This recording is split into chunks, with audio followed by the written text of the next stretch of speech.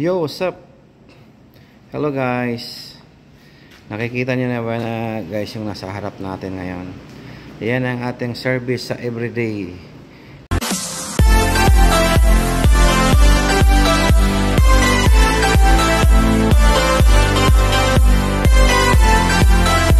Na kung saan ang lakad guys, kasi unang-una matipid siya sa gas. Yan guys, yan ang pinaka 40 to guys, or 43, 45 km per liter yan. Si-click natin. So guys, tipid, di ba? 43, 42, 45 km per liter guys, hindi na masama 'yon. Sobrang tipid na yan. Sobrang tipid na yan. So, yun guys, no. For today's vlog guys, no, i-share ko lang sa inyo kasi 8 months na siya guys sa atin. 8 months na natin siyang gamit guys. Si-click natin. Pangalan niya guys si Clicky. Yan guys. 8 months na natin siyang gamit guys, no, sa araw-araw. Yan guys, no.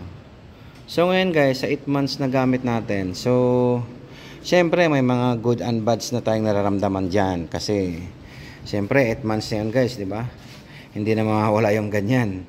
Natural na yan guys sa sasakyan, lalo na guys sa motorsiklo kasi araw-araw siyang ginagamit, araw-araw siyang binabiyahe guys, service yan guys. Kaya meron na talaga siya guys na mga minimal problems lang naman. Si-click natin yan guys, no. 8 months na siya guys, mag-1 taon na, diba? 4 months na lang guys, 1 year na siya. So ngayon guys, unahin natin guys ang kanyang odometer. Tignan natin guys, na makikita niyan kung ilan ang odo niya.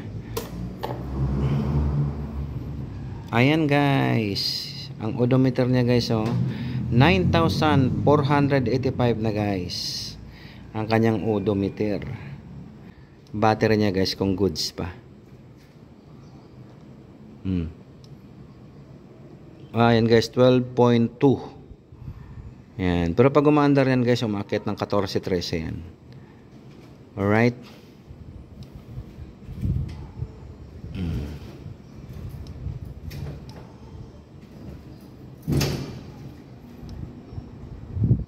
Ayan pala guys yung average per liter consumption niya guys. Oh. Ayun. 40 km. 0.40, 0.5 km per liter guys. So, sinabi ko guys kanina, di ba? Nagpo 42, 45, 43 guys. Hindi pare-pares, depende kasi guys sa piga ng throttle yan, o kaya siya ganyan. Na actually guys, nagbabago-bago naman talaga yung average consumption fuel niya. Depende guys sa takbo yan, sa hawak mo ng manubela. Alright, pero guys, at least ano pa rin siya sa 40, di ba? Hindi siya bumababa ng 35 o ano, nandiyan siya pa rin siya sa 40, pero not bad din guys sa isang 125 guys, no? Isang 125 na cc. So, ganyan yung consumption niya guys sa gasolina. Guys, napakatipid niyan. Napakatipid niyan. So, yun guys, na pinakita ko na, di ba? O, yan, yung voltmeter niya guys, 12.3. Ayan yung odometer niya. 9,485 na yung takbo niya guys sa loob ng 8 months. Alright. So ngayon guys, dito naman tayo guys sa ano niya, no. Yun yung guys yung pinakita ko sa inyo yung ano niya. Yung takbo niya, saka yung average fuel consumption niya, saka yung odometer niya. Alright. So guys, yung napansin ko sa kanya guys, ang ano niya, itong kanyang mahina talaga guys ang kapit nito. Yan, mahina. Kasi normal guys, kasi normal lang yan, no, kasi drum brake po kasi siya, hindi naman siya disc brake. Kaya normal lang yan, medyo mahina yung kagat. Tapos ito guys, yung shock niya. Yan guys, medyo pag yung medyo may bouncy na daan guys, medyo parang tumutukod siya, parang lumalambot na. Yan guys, mga napapansin ko lang sa kanya. Alright, tapos sa ano naman guys, sa gulong niya. Yung gulong niya guys, no, kahit kita niya naman, di ba guys? Medyo malalim pa guys, oh. Mga 80% tread life pa yan guys. 80% pa yan, oh. So medyo makapal-kapal pa. Right? Pero guys, yung looks niya, hindi pa siya bugbog. Kahit guys, binabiyahe yan. Tignan niyo naman guys, upuan niya. Okay pa rin. Di ba guys? Ayan. So wala pa kayo guys masyadong nakikitang kakaibang gas-gas yan. Guys, check natin yung kanyang rotor guys. Yung kanyang disc brake guys ito.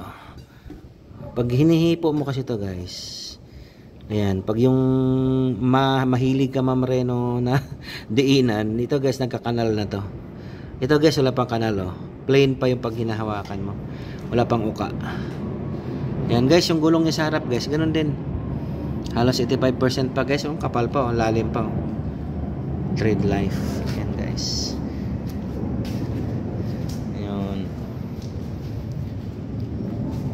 So yung tagtag naman niya guys, no? Hindi naman talaga siya ganun katagtag, pero okay na rin para sa akin. Kasi hindi naman talaga guys kalakihan yung bulky yung ano niya, mga gulong niya. Kumbaga ang gulong kasi nito guys 100/80 ito at itong likod eh. Kaya yung bouncy niya okay lang.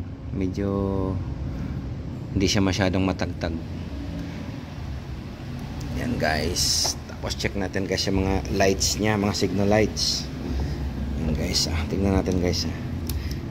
Left, gumagana. Yan guys. Up, right, gumagana. Yun lang guys na wala itong hazard. Yan. Tapos mga pindutan niya guys. So high, low, high. Yan, okay pa, busina. Okay pa, lakas ng busina guys. Yan. Yung start niya guys. Tingnan natin kung one click. Yan guys, one click siya. Di ba guys? So far so good guys. Ano pa siya? Sa 8 months natin gamit, so hindi pa ako masyadong namong problema sa kanya, no? Wala pa ako masyadong pinalitan na piyesa. Wala pa nga guys. So nag-upgrade lang ako. Ang mga in-upgrade ko guys sa kanya, ito, cellphone holder. Itong bar end, bar mirror, tapos yung ito guys, slider na ano sa ano niya, manabela niya. Yun, tapos yan guys, mga napalitan, mga na-upgrade ko. Saka ito guys, yan. Saka ito guys, yan, itong bracket ng top box. Saka itong top box. So wala pa ako guys, no, na napalitan na piyesa. Ay, meron na pala guys, sorry, meron na pala. Ito pala guys, napatay muna natin guys. Meron pala guys itong air cleaner guys. Normal na yun guys, no, kasi 8 months na siya. Kasi nung pinalitan to guys, ang takbo niya ata 6 months o 7 months. Napalitan na to ng air cleaner. Saka guys, itong flyball niya guys, saka slider, yun guys ang napalitan niya. So common na yun guys, kasi parang yun kasi. Saka guys, hindi pa naman umabot ng 1,000 ang ano ko sa kanya, ang napalitan na piyesa ko sa kanya, kasi gasino lang naman yun. Saka engine oil guys, normal lang.